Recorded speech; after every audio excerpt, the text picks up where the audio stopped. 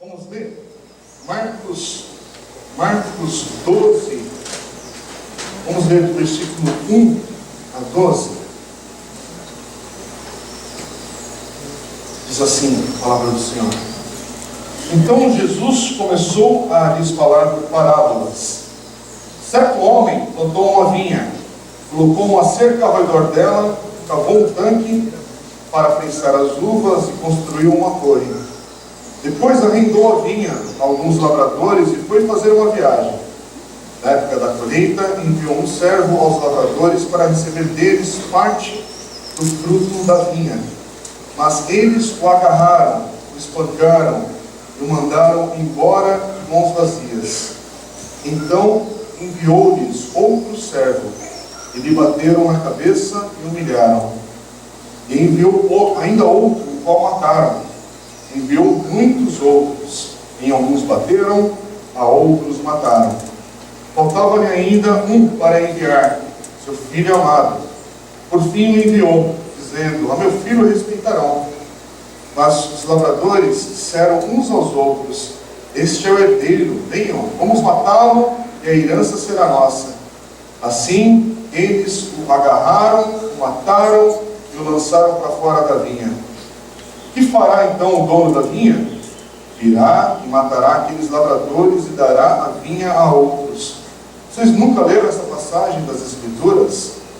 A pedra que os construtores rejeitaram tornou-se a pedra angular. Isso vem do Senhor, e é algo maravilhoso para nós.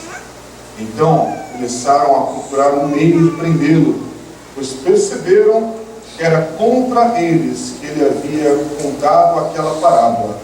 Mas tinham medo da multidão. Por isso o deixaram e foram embora. Bem,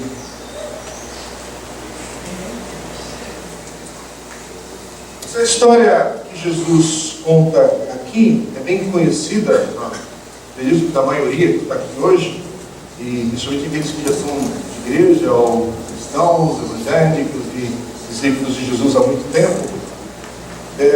Mas é interessante que há um relato, uma história bem próxima a essa que Jesus conta aqui, nessa parábola, que está registrada em Isaías. Isaías capítulo 5, versículos de 1 a 7. Olha o que diz, lá há muito tempo atrás. O profeta Isaías fala assim: cantarei para o meu amigo o seu cântico a respeito de sua vinha.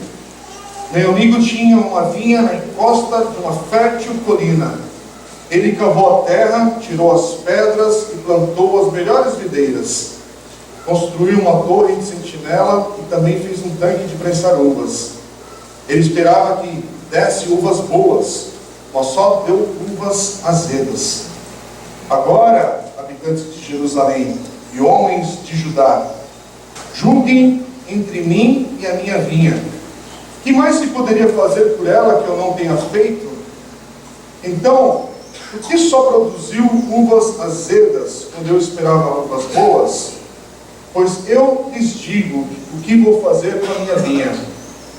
Derrubarei sua cerca para que ela seja transformada em pasto. Derrubarei seu muro para que seja pisoteada. Farei dela um terreno baldio. Não será podada nem capinada. Espinheiros e ervas daninhas crescerão nela. Também ordenarei as nuvens que não derramem chuva sobre ela. Pois bem, a vinha do Senhor dos exércitos é a nação de Israel, e os homens de Judá são a plantação que ele amava. Ele esperava justiça, mas houve derramamento de sangue. Esperava retidão, mas ouviu gritos de aflição. Não sei se você era familiarizado com esse texto, com essa passagem, que tem tudo a ver com a parábola de Jesus nesse texto de Marcos, que a gente acabou de ler essa manhã. Aliás, Marcos, a identidade dos personagens aqui dessa parábola está clara, não é algo oculto. Quando você ouve o que Jesus está falando, você percebe que o homem que planta a vinha é Deus Pai. A vinha é Israel. Os lavradores são os líderes religiosos de Israel. Os servos são os profetas fiéis que já vieram, os profetas que já falaram ao povo. E o Filho amado, com certeza, sobre Jesus que está sendo falado aqui, mencionado aqui. Essa parábola que Jesus fala aqui, que ele conta aqui, aliás, é uma situação muito parecida com aquele momento no Velho Testamento, quando o profeta Natã vai até o rei Davi. Isso está relatado em 2 Samuel, capítulo 12, versículos 1 a 15. E o profeta Natã vai até Davi para advertir Davi do seu pecado, que ainda era oculto naquele momento. E aqui, nesse paralelo com esse texto, os líderes religiosos de Israel vão perceber que a história que Jesus está contando é sobre eles mesmos. Diferente não.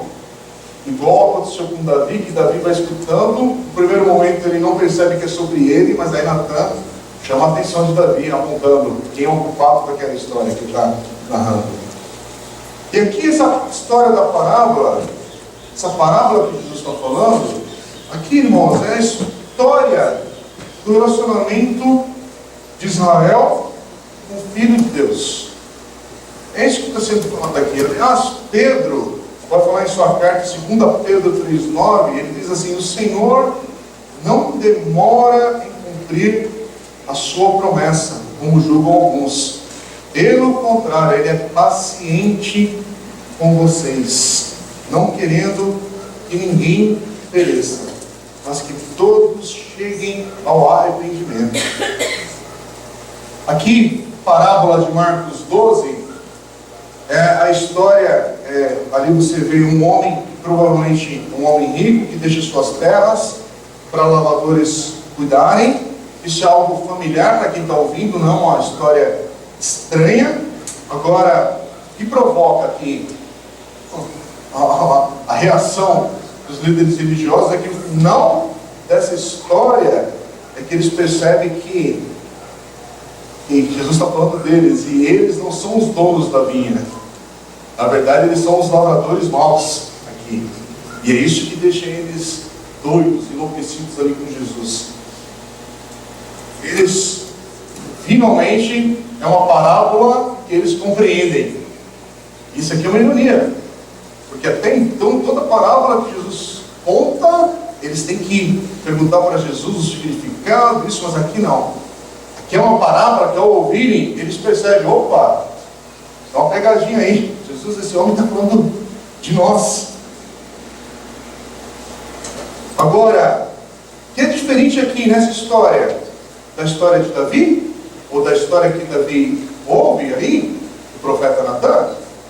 É que quando Davi escuta a história, aquela história provoca arrependimento no coração de Davi. E aqui, você vê que esses homens, eles não se arrependem. Aliás, esses homens aí, eles começam a querer, de fato, conspirar para achar um jeito de matar Jesus, que vai acontecer daqui a alguns dias, nessa semana que Jesus está vivendo. O Salmo 73, versículo 1, afirma e diz assim: certamente Deus é bom para Israel. Quer dizer, Deus, por toda a narrativa bíblica, você vê isso com clareza. Deus plantou Israel como uma vinha especial, eleita aos olhos dele.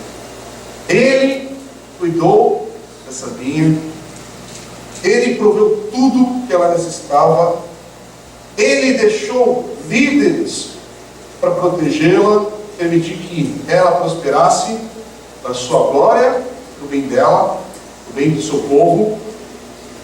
Mas, assim como está escrito, olha o que está escrito em Isaías capítulo 5, versículo 2: ele cavou a terra, tirou as pedras e plantou as melhores videiras, construiu uma torre de sentinela e também fez um tanque de prensar uvas. Ele esperava que desse uvas boas, mas só deu uvas azedas. Que texto, que versículo. Aqui, irmãos, e o que nós vemos na história de Israel, é a vinha que falhou na sua tarefa, na sua atribuição. Voltando para essa parábola, para ficar bem claro, para quem principalmente é novo na fé, ou está ouvindo e descobrindo sobre o cristianismo, e a mensagem cristã, a mensagem de Jesus, o dono da vinha, aqui nessa história, havia feito um acordo com alguns lavradores.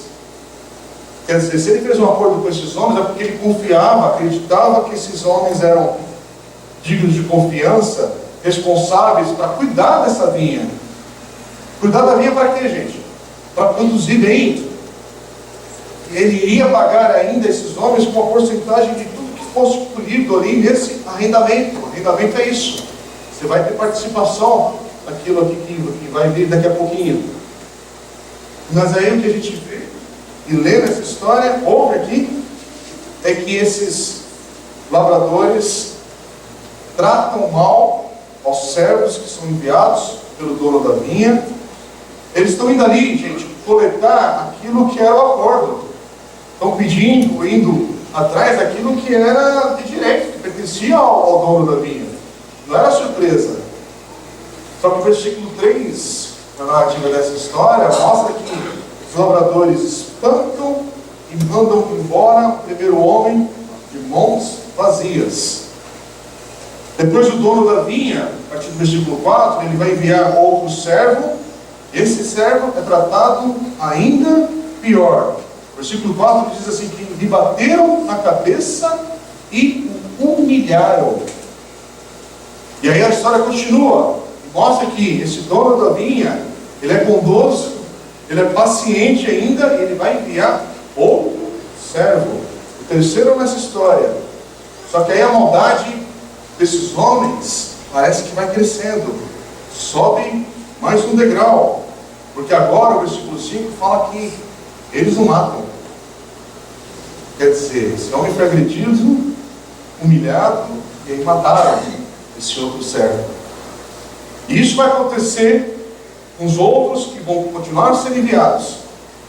Percebe a insistência do dono da vinha? Em vez de mandar um exército, em vez de mandar homens preparados para a guerra, ele manda ainda homens ali, servos, e alguns deles, o texto vai falar, essa parábola diz que alguns são espancados, outros são mortos. Não fala quantos. E aqui, gente, a gente precisa trazer para a história bíblica, aquilo que é narrado desde o Velho Testamento, e entendendo que Jesus está falando com pessoas que conhecem as Escrituras. E o que são as Escrituras? As Escrituras nesse momento é o Velho Testamento, que eles têm à disposição deles. E a descrição aqui é clara. Servos fiéis representam os profetas fiéis que Deus já enviou a Israel. Olha o que diz o texto de Jeremias, capítulo 7, versículo 25 e 26.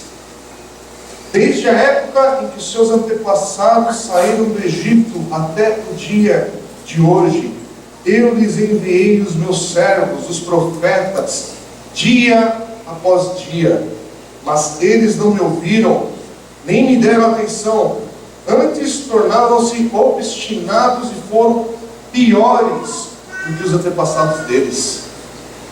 Olha o que diz então no Novo Testamento, Hebreus capítulo 1, versículo 1, que nos lembra também, dizendo assim que há muito tempo Deus falou muitas vezes e de várias maneiras aos nossos antepassados, por meio dos profetas. E aí um pouco mais adiante no livro de Hebreus, na carta de Hebreus aqui, no capítulo 11, versículos 35 a 38, mostra, está registrado ali a maneira como muitos desses profetas e homens de Deus, servos de Deus, foram tratados. Olha o que diz, gente. Alguns foram torturados e recusaram ser libertados. Presta atenção. Para poderem alcançar uma ressurreição superior. Outros enfrentaram zombaria e açoites. Outros ainda foram acorrentados e colocados na prisão. apedrejados, cerrados ao meio, postos à prova, mortos ao fio da espada, andaram errantes, vestidos de pele de ovelhas e de cabras, necessitados, afligidos e maltratados. O mundo não era digno deles. Vagaram pelos desertos e montes, pelas cavernas e grutas. Estou até com a boca seca ao ler esse texto. Esse é um texto que me incomoda. Aqui você vê uma descrição oposta a qualquer referência de pastor na revista Caras, ou nas páginas amarelas da Veja, quando tinha um pouquinho até mais de repercussão, né? Aqui parece que vai contra os grandes congressos avivalistas de poder, os grandes homens de Deus de grife Armani, gravata mais ainda top, um gelzinho na cabeça, apesar que eu livro dessa unção do gel no cabelo, Deus me liberta disso. Mas, irmãos, estou falando isso com ironia, não contra qualquer tipo de conforto que Deus pode te abençoar a tua vida e você ter, desfrutar como eu desfruto. Como eu desfruto de recursos, estou pregando aqui com um tablet na minha mão, estou com um papiro aqui com papel, né, trazendo limitação, de recursos que são bênçãos. E alguns irmãos que eu convivi e reparti quarto por irmãos de Burkina Faso, por irmãos da Nigéria, por companheiros de quarto no seminário e de outras regiões, e naquela época também eu tinha mais limitação de recursos. Mas a questão aqui é a gente pensar em medir sucesso pastoral. Eu deveria ter lido esse texto, né, Marco, antes da gente orar. Aí se você quiser se levantar e pedir água ali, né, tudo bem. Mas assim, vai totalmente assim, oposto à nossa medição de sucesso de igreja, de ministério pastoral, disso, daquilo, outro. Eu, pelo menos, não conheço nenhum amigo próximo de ministério pastoral que foi cerrado ao meio. Eu ouço falar, mas no meu convívio está distante essa realidade. É por isso que às vezes a gente lê o texto e o texto fica longe, né? Fica bem distante. Mas aqui, trazer de novo, isso que é o que importa dessa leitura de hoje. Eu não sei se você percebe, mas essa parábola que a gente lê em Marcos capítulo 12, ela está mostrando, na verdade, a tremenda paciência e bondade que Deus tem com a humanidade. Mas vamos trazer mais para perto de novo.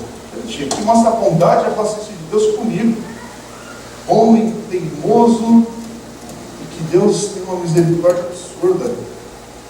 Aqui é um texto que está mostrando a maravilhosa graça de Deus em enviar seu próprio Filho, Jesus, para reconciliar pecadores, rebeldes, capazes de cometer os mais absurdos crimes, de ser rebelde contra o Senhor, homens que não estavam buscando ao Senhor, muito menos o temiam, mas ainda assim ele enviou Jesus. Nossa, isso aqui foi uma história. Eu, sem merecer, quando eu nasci em 1970, Jesus já tinha vindo. As boas novas já tinham sido proclamadas. Dá para entender? Essa história é muito maior do que a minha história. Muito maior do que qualquer coisa que eu possa imaginar, Deus já tinha feito. Mesmo sabendo que eu ia ser uma pessoa de coração rebelde, que em momentos da minha vida eu não estava buscando, não estava temendo o Senhor, mesmo tendo nascido num lar cristão e evangélico, mas teve alguns momentos de ignorar ao Senhor, mas Ele já tinha feito. Você que é o bacanão aqui da sociedade, você que é o intelectual do nosso meio, você que tem dinheiro, tem posses, ou você que é o mais humilde, mais simples do nosso meio também, com a vida mais podre que a gente possa imaginar, porque para a gente considera a vida podre aquele que foi drogado, aquele que quebrou financeiramente, aquele que se separou, aquele que perdeu os filhos, aquele que tem alguma história pesada para contar. Mas, meu amigo, essa história é para todos nós. para cada um que está aqui. O Evangelho é para cada um de nós, a começar de mim, da minha história. E aqui, essa história da parábola é para mostrar que Jesus já tinha cumprido os propósitos de Deus. Jesus já tinha vindo, já tinha doado, dado a sua vida, entregue por mim e por você. Aliás, hoje é dia de ceia. Esse texto é para a gente celebrar o que Jesus já tinha feito, já fez, e por isso que a gente vai participar da ceia.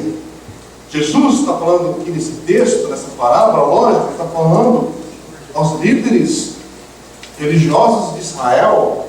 E aí, quando a gente percebe isso, parece que a gente não faz parte aqui do texto. Mas, irmãos, a gente precisa confessar nessa manhã, porque se você aqui não se enquadra como um líder religioso de Israel, eu e você, nós somos a multidão que estão aqui acompanhando esses homens, que estão ouvindo aqui, escutando essa história. Você não está ausente desse texto, você é presente tanto quanto eu. Eu não sou um líder, não, você é um povo rebelde, para quem Jesus está falando e contando essa história. Não é à toa que Jesus deixa claro aqui nessa parábola, e ele vai mencionar no versículo 6, que o Filho amado foi enviado. E aqui, esse texto, ele vai nos lembrar a linda declaração de João 3,16. Mesmo que você não seja cristão, aqui você conhece. Deus enviou quem? Seu Filho. Seu Filho. É o mesmo texto também que a gente tem que trazer à memória aqui, a nossa lembrança, que é bonito colocar quando chegar perto do Natal, Isaías 9, versículos 6 e 7, que um menino nos nasceu, e esse menino é o Filho amado de Deus. Não é um Natal bonitinho só com cartão postal. É muito sério o que está acontecendo aqui. Porque quando a parábola aqui conta que os lavradores, ao verem o filho, e aí destaque que é o herdeiro, eles dizem no versículo 7, vamos matá-lo. Irmãos, eu percebi isso só estudando, tá? Preparando o texto, não é para envergonhar ninguém, mas eu percebi no estudo que estava fazendo, o comentarista, aí ele cita aqui, ele faz um link, me soltou os olhos, essa expressão, vamos matá-lo, remete, sabe quem? Aos irmãos de José, em Gênesis 37, 20, quando também olham para ele e falam, esse menino, vamos matá-lo. Porque na cabeça do judeu, tudo tem conexão aqui, as coisas não nada está à toa, nessa leitura. E, de fato, daqui a alguns dias, nas próximas páginas, que são dias, não são mais meses, não são mais semanas, são dias. Daqui a alguns dias, no nosso caso aqui como igreja, daqui a algumas semanas, a gente está pegando de domingo em domingo, de fato a gente vai ver o que está relatado nessa história, nessa parábola, se cumprir naquilo que os líderes religiosos vão fazer ao Filho de Deus, naquilo que eles vão fazer contra Jesus. E é por isso que no Evangelho de João, capítulo 1, versículo 11, João diz assim, ele veio para o que era o seu, mas os seus não o receberam. É isso. O filho foi enviado, ele foi espancado, foi maltratado, ele foi reconhecido como herdeiro. Eles não queriam afirmar isso, mas eles começaram a reconhecer, perceber alguma coisa. E aí eu quero terminar essa parte da meditação, porque nós vamos para a ceia do Senhor. E hoje a ceia do Senhor, eu queria destacar de fato o significado da gente tomar do cálice, do pão, esse memorial, lembrar da aliança que temos com Deus por causa de Jesus. Mas olha o que diz Romanos 11, versículo 22. Portanto, considere a bondade e a severidade de Deus. Severidade para com aqueles que caíram, mas bondade para com você, desde que permaneça na bondade dele. De outra forma, você também será cortado. Irmãos, alguns momentos a gente não pode apenas pregar por Jesus, paz, reconciliador, servo, o verbo que se fez carne, aquele que se doou, se entregou por cada um de nós. Estamos falando da bondade e da misericórdia de Deus ainda hoje, da sua graça que se renova cada manhã, mas a Bíblia também chama a atenção, nos adverte para observar. Considere sim a bondade de Deus, considere sim as misericórdias do Senhor, mas ai daquele que não ouvir, ai daquele que ao ouvir as boas novas de Jesus, isso não traga arrependimento, isso não traga mudança de vida. Ai daquele que ao ouvir as boas novas de Jesus, isso não traga o santo temor a Deus, para observar sua bondade, mas também severidade de Deus. Estamos vivendo dias que tem homens e mulheres zombando da bondade e da misericórdia de Deus.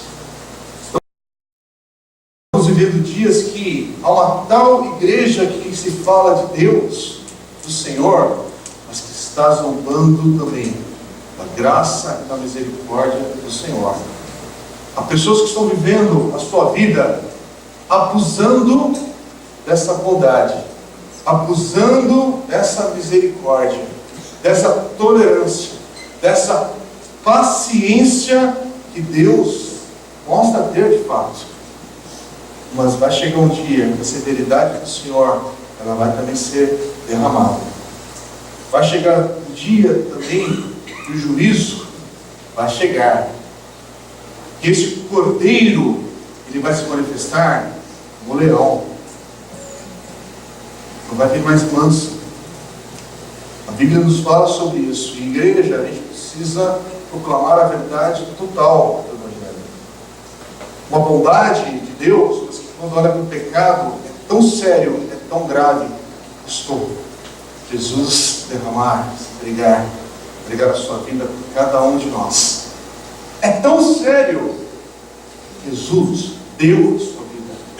Não é uma discussão do pub, sabe? Que você vai ali, uma roda de amigos, com uma boa cerveja à mesa, tal, e fica trocando de ideias espirituais, como às vezes eu vejo uma moçada e amigos fazerem, mas sem reverência e temor a Deus. Não por causa do copo de cerveja, isso é uma outra discussão.